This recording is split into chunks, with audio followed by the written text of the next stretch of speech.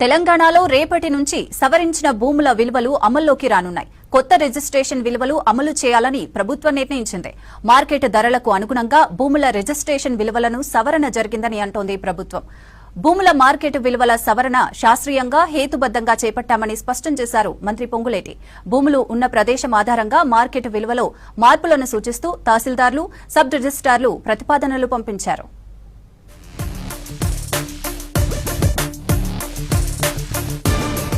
రాష్ట్రంలో భూముల మార్కెట్ విలువల సవరణ ప్రక్రియ పూర్తయింది.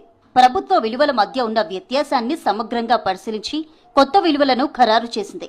కొత్త ధరల ప్రకారం రాష్ట్రంలో వ్యవసాయ భూముల కనీస ధరను ఎకరాకు 2.75 లక్షలుగా నిర్ణయించారు. అదే సమయంలో క్యూర్ ఏరియా పరిధిలోకి వచ్చే వ్యవసాయ భూముల ఎకరా కనీస ధర 15 లక్షలుగా ఖరారు చేశారు. రాష్ట్రంలోనే అత్యంత గరిష్ట మార్కెట్ వాల్యూ విషయానికి వస్తే రంగారెడ్డి జిల్లా శేరిలింగంపల్లి మండలం ఖాజాగూడలో గతంలో ఎకరాకు 24 కోట్లుండగా ఇప్పుడు దానిని 30 కోట్లకు పెంచారు. ప్రస్తుతం రాష్ట్రంలో ఇంతకు మించి మార్కెట్ వాల్యూ ఉన్న ప్రాంతాల్లో మాత్రం పాత ధరలనే కొనసాగించనున్నారు. ఓపెన్ ప్లాట్ల కనీస ధరలను చదరపు గజం లెక్కన ప్రాంతాల వారీగా వర్గీకరించారు. గ్రామీణ ప్రాంతాల్లో చదరపు గజం కనీస ధర 600 చొప్పున